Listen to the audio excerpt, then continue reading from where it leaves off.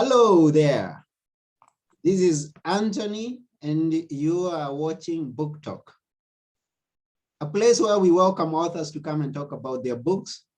And today we have a very great guest, a very important topic that we are going to cover today. And I know that times have changed. The recent past has been I can't find the right word to describe it because things have changed world over just because of one small thing, a virus that has come and turned things upside down. And this virus, some of us may not understand what it is, what it does, and this is the opportunity to get to know much more about that. So we are welcoming a guest who is going to come and tell us what is coronavirus. And this guest is none other than Sabbithry Persad. Welcome to the show. Hi, how are you? Thanks for having me. Yeah, you're welcome. And we are glad that you've come to let us know a bit more what coronavirus is. This is a time that we get to have a deeper look into it with your guidance because of the experience that you have and the book that you have written, What is Coronavirus? I see a picture at the back there. So Yes. please tell us, who is Sabbithry? Who am I? Yeah. Just your normal, everyday, writer who really enjoys sharing topics about global issues with people around the world. Mm-hmm. Wonderful. And I see that you have a degree in sociology from New York University. That's correct. You've also got another graduate diploma in books, magazine, and electronic publishing. Yes. And you're the founder of Firewater Media Group. That's correct. Yes, all of And, it. and you've been writing. This is not your first book that you have written. You've written other books before. Yes, I began writing books after I found a love for the environment and environmental issues. Mm-hmm. And while I was reading an article about waste management, for my electronic media magazine, Green Solutions Mag, Okay. I wanted to create something to educate my nieces and nephews. And once I did, that information was so broad, I separated into several books, which is a series called the Garbology Kids. And from there, I thought my nieces and nephews loved it so much. Why not share it with the world? Ah, good. And you've been, so you brought two books out of one? There are three books currently that are out on the market, Okay. um, and I have maybe about three others in the pipeline. Oh, that's wonderful. So people get to understand much more about the environment. So how did coronavirus, the issue of coronavirus come, even as you are progressing with your series of the recycling? How did coronavirus hit your mind and you decided that, yes, this is the time that I'm going to let people know what is coronavirus? So, coronavirus came around um, when everyone else heard about it. Yeah. When the World Health Organization declared it a pandemic Mm-hmm. in March of 2020, just like everyone else, Yeah. I glued myself to the news and trying to understand as much as I could about this topic, about what it is that we're facing as a pandemic. Mm-hmm.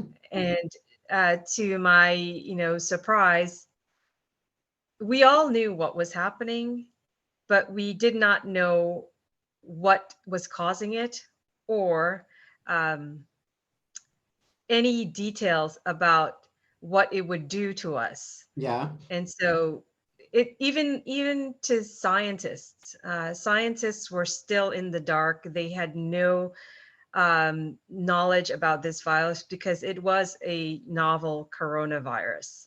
Mm-hmm. That means it's a new coronavirus that they have never seen before. Okay. Um, in the past, people have had some exposure to coronaviruses, but this one was different from, although related, it was different from previous coronaviruses. Oh, good to know that. So, because when I had the coronavirus the first time, I thought, now this is something new, and this is what everyone else got to hear from the news, that something has started to affect people, and we are calling it coronavirus. Uh, and how back far can we trace the coronavirus so that we get to understand more? I mean, how many years? About how many years was the coronavirus discovered? So the first coronavirus was discovered by June Almeida in Mm-hmm. 1964. She was the first woman who identified, the first person and the first woman to identify coronavirus using a very powerful electronic microscope. Um, and since her discovery, the world has found several other coronaviruses, and those being some being coronaviruses that cause the flu Mm-hmm. or the cold. And later on, we began to see coronavirus like Middle East respiratory syndrome, Mm-hmm. as well as SARS coronavirus, which is the first coronavirus that's similar to this one, sort of like a cousin, Okay. which was, I guess, an epidemic in 2003. Ah, so there was an epidemic in 2003 that was also from coronavirus. From coronavirus, but a distant cousin of Okay. this novel coronavirus. This novel coronavirus is coronavirus SARS coronavirus 2, Okay. severe acute respiratory syndrome 2. The Uh-huh. first one um, was, I lived in Canada at the time, and the first one was it was kind of an alert in Canada where people were trying to be careful about uh, getting infected with it, Mm-hmm. but not to the severity that we are facing with this new coronavirus today. No one wore masks in Canada and so on.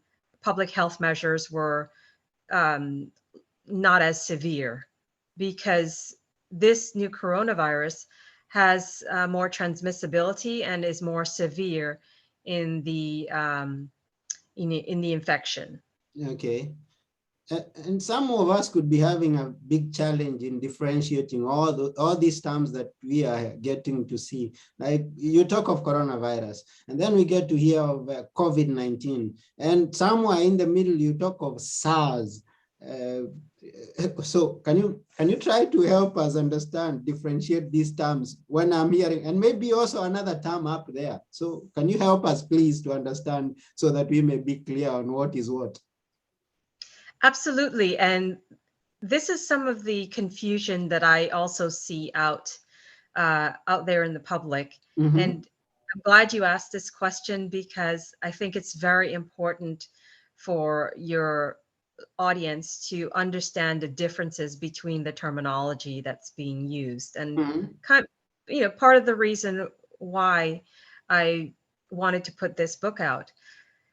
So let's start from the basic portion of it, which is coronaviruses. Coronaviruses are a large family of viruses that are respiratory in nature. Mm-hmm.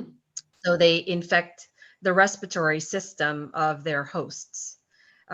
Generally, they can affect other parts of the body as well, but their key infection area is the lungs and the respiratory system. Okay.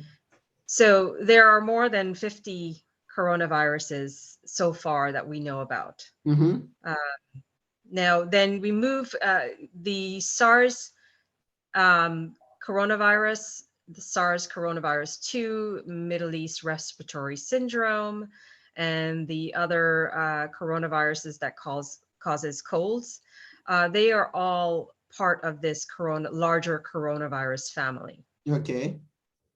So one of the coronaviruses that cause the colds are um, generally less severe. They're kind of similar to the cold out there, the Mm-hmm. flu virus, the influenza flu virus, but not so severe that, generally the World Health Organization or the CDC would deem, a really big threat to the public. Okay. The other three, however, SARS-CoV-2, MERS-CoV, and SARS-CoV-2 are more severe, and Okay. they can cause more harm. So from there, the previous two, SARS-CoV and MERS-CoV, they were pretty much epidemics and just breakouts or Okay. outbreaks. Mm-hmm. So the SARS-CoV-2, on the other hand, has reached the level. It was first an outbreak in China when it was identified there first. Mm-hmm. Uh, Although it may not, I'll just get this clear, it may not have originated there. It may have originated elsewhere, according to some theories. Okay. But just want to be clear about that. And then when the containment did not happen quickly enough, people started traveling to other countries and thus spreading the virus to other countries. And when it starts to infect people in other countries, that's when it becomes a pandemic and more of a concern Yeah. for public health around the world. Mm-hmm. Thus, the World Health Organization, identified that and then named it a pandemic. Okay. Now, good for that. But I've heard of a coronavirus and the different one, like we have the SARS COVID-2, and that's the one that you're describing that has come to affect the world in a very huge way. But where did the COVID-19 name come from? I mean, is it the So same thing we are talking COVID-19, about? yes. So COVID-19 is basically the disease Okay. that SARS-CoV-2 causes. Okay. Coronavirus, COVID-19 stands for coronavirus 2019 disease, coronavirus disease 2019. Ah, And that every virus, most viruses would have a disease attached to their name. And okay. so in the book, what I tried to do was help people to understand or identify what the name of the virus is, Mm-hmm. as well as the disease it causes. So it's sort of like a hand-in-hand relationship.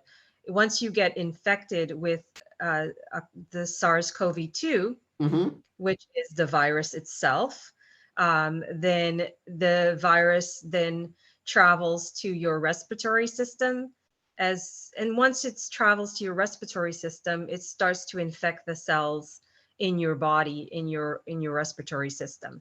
Okay. Once this starts affecting your cells, your body starts to react to that. Mm-hmm. Um, and through that reaction, you might come up with a cough, a fever, sweating, headaches, different types of things while your body is trying to sort of fight this virus. It also presents, symptoms outside of your body. But Okay. this virus is unique in itself. It also it also has an asymptomatic part to it in some people. Mhm. So coronavirus disease, COVID-19, is the actual disease that is caused by SARS-CoV-2. Ah, it's good to know that. That Yes. COVID-19 is actually coronavirus disease 2019, because many of us don't have an idea. That is good that you've made it clear for us. Now, we hear of this coronavirus or the COVID-19, and every time we are hearing this in the news, they say we've got, I mean, the virus has mutated or something like that. What is exactly that? I mean, now from you, we can get to That's another great question, and something that I really think is critical to understanding how this virus behave, or viruses in general. Mhm. So mutation is a is a common thing with all viruses. Okay. So when viruses multiply, Mhm. mutations happen, and sometimes those mutations are small, and sometimes they are large. The majority of mutations that happen in viruses are small mutations, and so won't cause any harm or any devastation, to a host. Yeah. But occasionally you find this one mutation that is so strong and so severe that it changes the virus and into a different strain. And so that mutation, although it's natural, is can be, that new mutation that's stronger can be dangerous to people. Uh, yeah. Thank you for that. But I'm trying to think it through and understand in a layman's language, what do you mean by exactly a mutation or a new strain? Is it that the virus has changed? Is it that, I mean, the properties of the virus have changed, or it's a different coronavirus altogether that is goes to be a SARS something else? What is it exactly? So to understand that a little bit more clearly, you would need to understand. Um, let me give you an example. Mm-hmm. So when a virus mutates, the basic mutation is generally small changes that happens in the virus's RNA or DNA. Mm-hmm. Uh, so you have to understand that. It would be good to understand how a virus multiplies. So viruses, and I talk about this in the book as well, how a virus multiplies is generally it goes into the body, it gets pulled into the cell, it then infects the cell, and then it tells the cell's machinery to make more copies of itself. Mm. Okay, so it in other words, it hijacks the cell's information, tools and machinery, and then the cells start to then make more copies of that virus. Okay. Once it does, those copies break through the cell and then go on to infect other cells. Mm-hmm. Right. So during this process, there could be minor things like changes in um, errors that happen with the virus. Maybe it's not a perfect replication, that could cause the virus to change, slightly.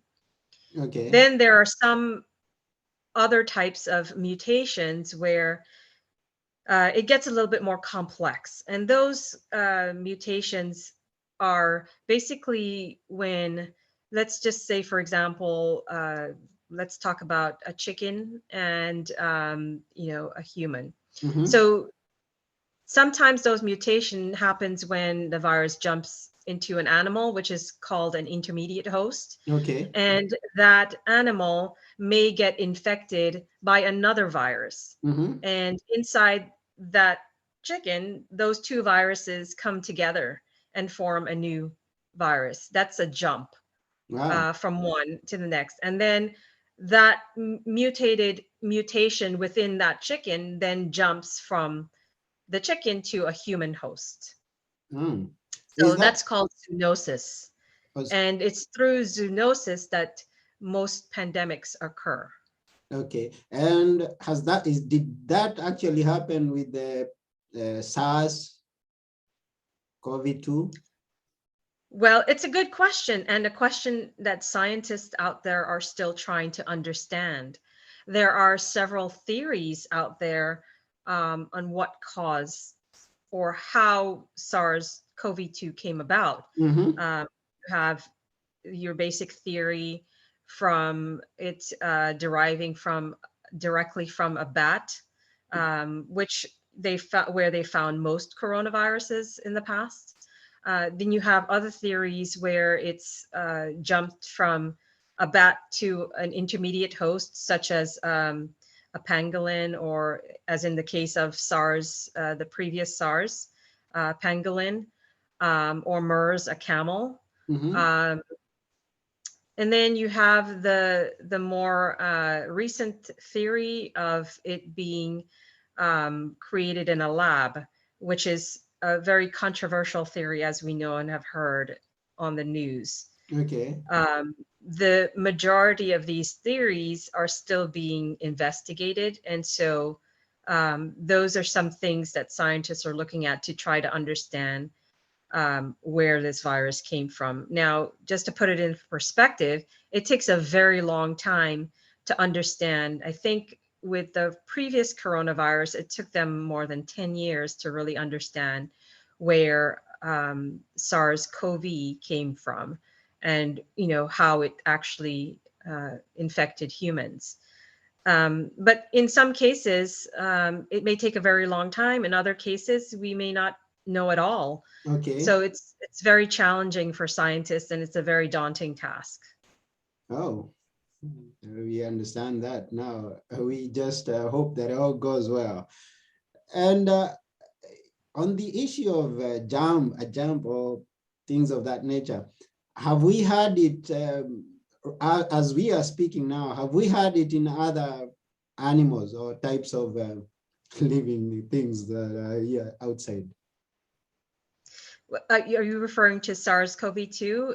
Has it been in other Yeah, yeah. animals? Has it been identified in other animals or other hosts, so to say, other than the human being?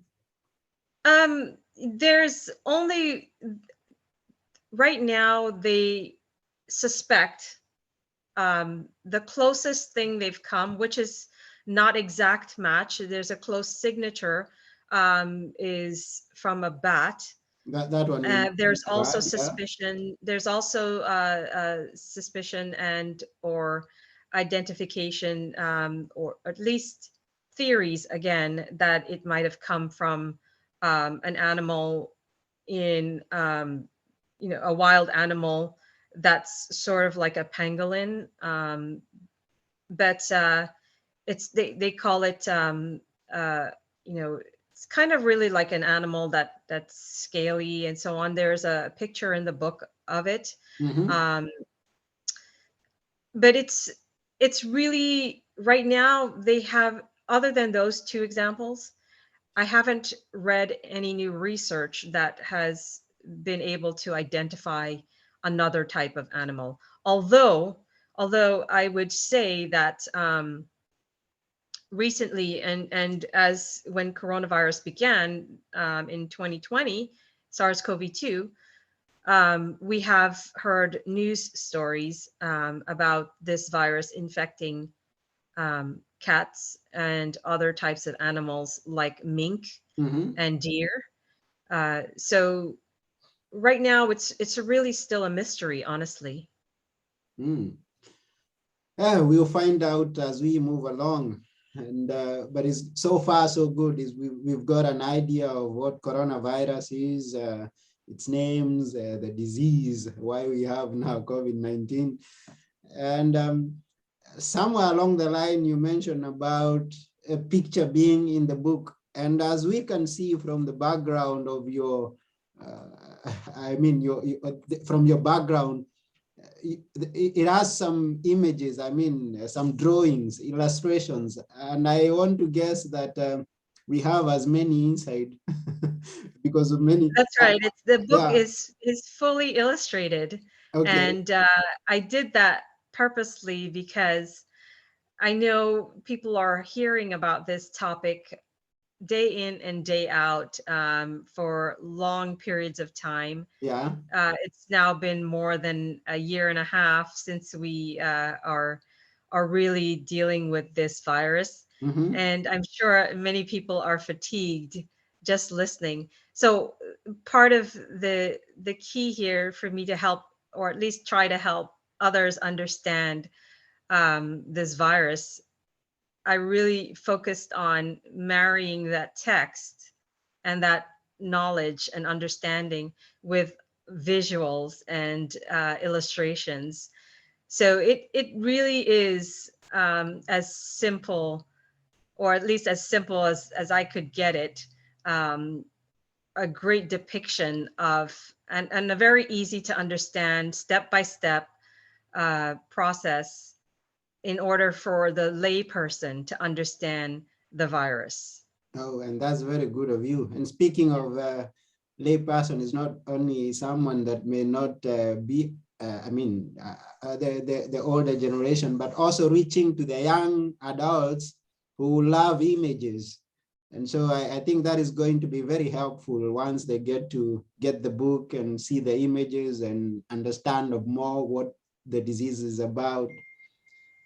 And you talk about how is it spread? I mean, basically we have a clue, but can you tell us, maybe exhaust on the idea of how this virus spreads from one person to the other? Yes. So generally, and I think everyone has heard it Yeah. already over the news. Mm-hmm. Um, Generally, this virus is spread mainly through respiratory, um, breathing, Mm-hmm. and coughing, things of that nature. Yeah. So if you are infected, if someone is infected with the virus and they cough or talk with someone else within a maybe 3 to 5 feet of them, there's a strong possibility that that infected person can transmit that virus to a next person when that person inhales and breathes in the particles from the infected person. You And so, that being I mean, in the form of droplets or just, I mean, because I guess, or do you mean that it can exist in the air? yes, so you hit it right on the nail where I was going with Mm. this. So those droplets can be large droplets, Mm-hmm. like uh, saliva, where the virus is caught in saliva, and maybe it travels and it hits that person's lip or nose, or it can be smaller particles, which are called aerosols. Ah. And the aerosols can also travel further distance Mm-hmm. than the droplets. Oh. Um, so that is one of the things that scientists have identified through laboratory testing. And that's good to know, because I thought that as long as I'm going to avoid any droplets, like when someone is coughing or someone has sneezed, then I'm safe. Now we got to understand now from your explanation that you still could be at risk if you are exposed to that air that someone is breathing near you. Right, and it also gets a little bit more complicated. I don't want to sound too technical, but there's another layer where it also depends on the amount of viral load a person may be carrying. Okay. Right, so a viral load is refers to the amount of virus within an infected person. Mm-hmm. And So mm-hmm. Yeah, go ahead. Right. Yeah, that's basically it. And I think it's good to know that it travels, but also be aware that that viral load is also a factor among other things. Yeah, it's good. Good to know that. And once a person is infected, as you say, I was surprised the other day to learn that maybe every one of us have had the coronavirus without our knowledge. How is that? Sure. So you might have had coronavirus in the form of a flu or cold, Yeah. right? And so the common one of the common colds is caused by one of the previous coronavirus. Okay. So if you've had the common cold, there is a strong possibility that you might have had a previous coronavirus, in Oh. addition to influenza flu, the common flu. Oh. And the COVID-2, is it also possible? The SARS-CoV-2, is it also possible that I might have had it and not known it? Well, I think that is a little bit more difficult to say, Mhm. because this new coronavirus has a different signature than previous coronavirus. This is the reason why scientists have identified it as a novel coronavirus, which Mhm. means a new coronavirus. Okay. This is not something that scientists have ever seen before. Yeah. So it's likely that you have not had SARS-CoV-2 before, the identification of it in December of 2019. Uh, and this is what I'm driving at. It's not even before the 2019, is after 2019. Uh, are there people who have been known to have experienced or been affected with the virus without a single sign, a single symptom, so to say? Absolutely. And one of the really curious things about this virus is that some people can be asymptomatic. Mm-hmm. Asymptomatic meaning that they show no symptoms of the disease, Okay. what after being infected, Mm-hmm. which is very interesting to scientists, and they're still trying to understand that. Ah. So even if someone has no signs, he or she can still infect you with the virus. That is correct. Yes. Ah, wonderful. So how do we avoid it? How do we avoid now this virus? Because it's caused some great fear all over the world. Yes, and again, this book is one of the reasons why I wanted to get things down together in a clear understanding for a lot of other people who were having the same fears as well as uncertainty. Mm-hmm. Right? It's this entire pandemic has been a very uncertain time for everyone, Mm-hmm. and so understanding um, the virus itself, the disease it causes, the symptoms it carries, how it actually functions, is really really crucial for people to get over, or at least to understand and then dispel that fear that we may have as a whole. Once you're more knowledgeable about something and you know how to approach it, that fear then starts to dissipate. And I think this is a good way to help others to dispel their fears, by helping them to understand and and be able to really grasp what is happening with this virus. So, with that being said, I think my hope is that people who read this book will begin to feel less fearful about this virus. Oh, good. And what options do we have right now? What are our options to deal with it?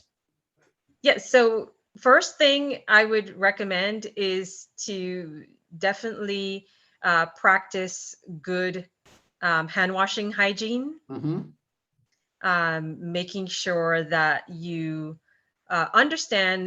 really understand by the book, understand what this virus is all about, understand the profile of the virus, understand how it infects the body, understand what it does to other parts of the body, um, helping you to understand how it spreads in the environment. And then once you understand all of those things, you'll understand why it's important to then be able to have those hygiene practices. Washing your hands. Then you have other things that go hand in hand with washing your hands, like wearing a mask in certain situations where you might think or feel that there may be, a time that you might contract the virus or you might be infected. So in situations where you feel the risk is higher, then you can wear a mask that could help you to enjoy the moment, but still protect you from the particles that are in the air. What else you can do? There are people who are very high risk situations, like in hospitals, and so in addition to masks, they also wear a face shield. There are other things that in situations where you may not be able to wear a mask, that you may not be able to wash your hands. So having a hand sanitizer on hand, in situations where you might go to a grocery store, they may have some at the front door, or if you get to your car, make sure you put a little bit on your hand to dissipate or at least inactivate any kind of bacteria or virus that's on your hands until you can get home or to a place where you can wash your hands with soap and water. So those are all some really good important things to do to help you lessen your risk of getting infected. Thank you very much for sharing that with us. And there is a topic, maybe we'll get to learn it from the book, if you've put it up there. And this is the issue of vaccination. Is it in the book? Vaccination is a very controversial topic, I Yeah, must say. that's why I'm So asking. I did not try to take a political stance. That's Yeah. not the intention of the book. Mm-hmm. My intention in sharing information is to help people see what's there or what has been practiced, how vaccines, what types of vaccines are out there, Mm-hmm. how they work, what's in them, the kinds of effects that you can get from them. Mm-hmm. What are the phases that scientists go through to get them approved, or how they test them. Mm-hmm. So those are all things. So I try to stay away from the controversial aspects and just try to give people the facts so they can understand it for themselves, and they can once they read what they read in the book, they can do additional research and try and help, and hopefully that additional research will pick up from where the book leaves off, and helps them to have a more thorough conversation with their healthcare provider so that they can make the right decision for themselves. No, I like that. And I believe the viewer has got something out of that and is going to be prepared on how to face it on his own or her own decision. And there's something that I believe, and we all believe, that many times the future is shaped by the past. And if we look at the past and know the trends, see how the trends have been going before, we can always have a clue of what we are looking ahead. And you being a great researcher and having communicated with other people who are in the field of medicine, can you give us an idea of what we expect in the future based on what you've experienced in the past in regard to this coronavirus? Yes. So this is not, although the SARS-CoV-2 virus is a new virus, a new Yeah. coronavirus, Hmm. viruses are not new. Yeah. And viruses have been infecting humans for centuries. Okay. Um, and some examples of infections that we've had throughout history, and it's not just viruses; it's also bacteria. So in the book, I show a timeline of some of the historical viruses and bacteria that have infected humans throughout the centuries. And for example, we've had smallpox, which I'm sure everyone or mostly everyone has heard about. And the great thing about uh, smallpox is that there was a vaccine for that Mhm. actually eradicated that virus. We also had, the Black Plague, which is caused by a bacteria from rats in the Middle Ages. Um, in addition to that, we've also had more recently HIV, which is a human immunodeficiency virus, Mhm. which many who have lived through that time in the 80s and early 90s um, has gone through that period with that experience with hearing about that virus on the news and the fear and panic it caused. Mhm. Uh, another one we hear a lot about on the news, and we equate this one to is the 1918 influenza pandemic, Mhm. um, where we had millions of people died during that pandemic. So yes, this is not new. Why now? It's not new. It's something that it's more of when rather than um, why. Mm. I like your analysis. And in your analysis, I got 2 points there that we have had some pandemics before that have been eradicated, so to say. You may just see a slight or just some very few cases of uh, that disease that caused a big pandemic. And we have other diseases, like I get to understand HIV and the disease it causes, AIDS, that is still much around, but there's not that much big stigma that was back there back then. So people have learned to live with it. They've got ways to deal with, to go about it. So in your analysis, I get the picture that we could go either way. If we don't manage to eradicate it by way of a vaccine, then we may have to learn how to live with it. Oh, That is correct. yeah. Human immunodeficiency virus and the disease it causes, AIDS, Mm-hmm. um, autoimmune deficiency syndrome, Yeah. that is something that there right now there is no cure yet. Mm-hmm.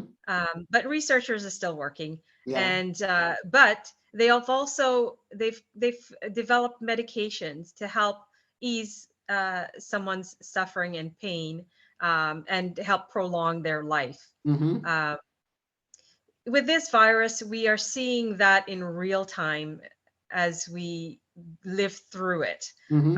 Again, we see scientists creating vaccines that will help us to live with the virus. We see them creating medicines that can help us to,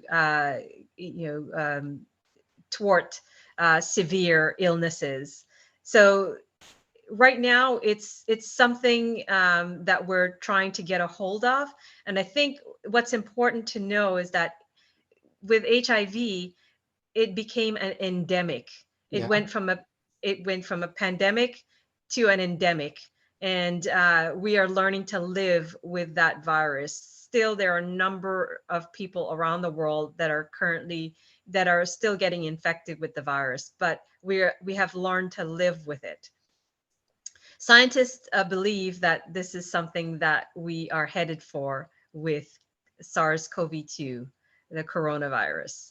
And right now, we are in a pandemic still, because cases may be expected to rise throughout the holiday season, in which everyone, I would imagine, would start taking public health measures again. And, hopefully in the future, we can understand this virus well enough to either eradicate it with a vaccine, that hopefully someone might develop someday to help to get rid of the virus, or we can learn to live with it and start taking more precaution and better habits and behaviors to help minimize its spread. And you've left it open right there. But I wanted to know, in your opinion, which is the most likely? Most likely. Do you see a total cure coming along somewhere? I mean, you put it as a probability, but I guess you have an opinion. It's going to stay, or we're going to find it. Which is your conviction? Which is your belief right now? Well, I really believe that we are capable of both. However, right now, what I'm seeing in the world today, with a lot of, there are a large number of people who are really taking up certain issues on their own as an individual. And then another certain group of people who are really pushing for a way to end this. Okay. And through public health measures. So I see that there is friction, for both sides. I think many people can understand, but I think the takeaway is that we have the capabilities of ending this, whether or not we come together as a population, as a whole, either one nation or multiple nations on a global scale to end this, or are we, constantly going to battle with each other on the measures, the public health measures, the vaccinations. And if we continue with the latter, then I do see it becoming an endemic like the flu or HIV. Well, thank you very much. I kind of pushed you into an area that you said you want to stay clear of, something that becomes political. And let's leave it at that. Let's leave it at whatever may come, we're going to deal with it. We're going to live with it the way it comes. Either we live it with it or eradicate it, and then we are going to be happy once we do. So thank you very much, Sabbithry, for this wonderful time that you've been with us. And before we go, we'd like to appreciate every viewer that has been there, all those who are going to watch after it's recorded. And on that note, I'm going to mention one of the viewers who had a question, which I think you touched on. The viewer is Andy Charles. Thank you, Andy Charles, for the compliment that you gave us as we are doing this show. And also for the question that you asked, Sabbithry, does the book give empirical information about treatment for the virus? So the book does cover a bit about medicines that scientists are working on. I don't mention any specific type of medication, but I do identify the types of medications that are out there that can be used. For example, there are monoclonal antibodies that are currently being used today for severe illnesses. for those who contract and develop severe symptoms of the disease. Oh, okay, thank you very much. And just before we go, we would like you to say something that you leave us with, something that you'd like the viewer to maintain in regard to the coronavirus. What is coronavirus? And something, just something. So my end, guidance or words of wisdom would be that if everyone really practices good, simple hygiene, as well as take precautions in their daily lives with their friends, with their families, with their neighbors, we can be able to minimize the effects of this virus and live a normal life with those practices. I've basically seen many of my neighbors and many of my friends and family members. Once they've done those things, they are enjoying their life. They're still doing the things they love to do.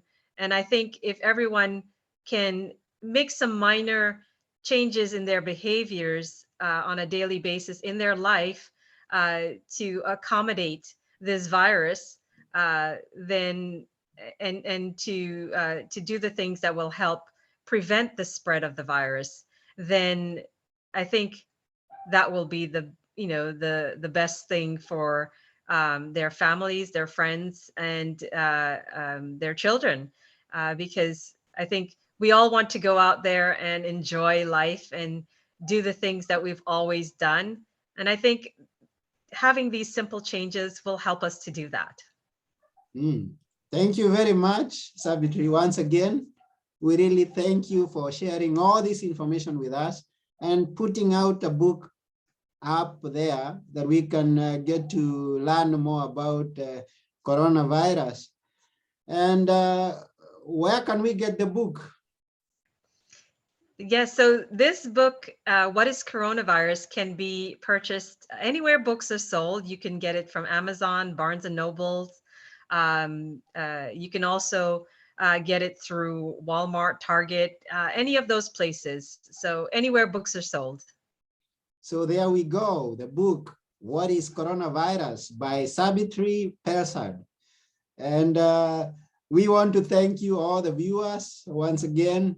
And thank you very much. And may you also share this information with your friends and go get the book and read it. We shall share the link to the book so that you can purchase it for you, for yourself, for your friends, for your young ones. And by the way, this book is recommended for people as young as 12 years old, if I'm right. That's right. Thank you so much for having me. You're such a wonderful host. Yes, we really appreciate it. Thank you too for Thank giving you. us this time. Thank you.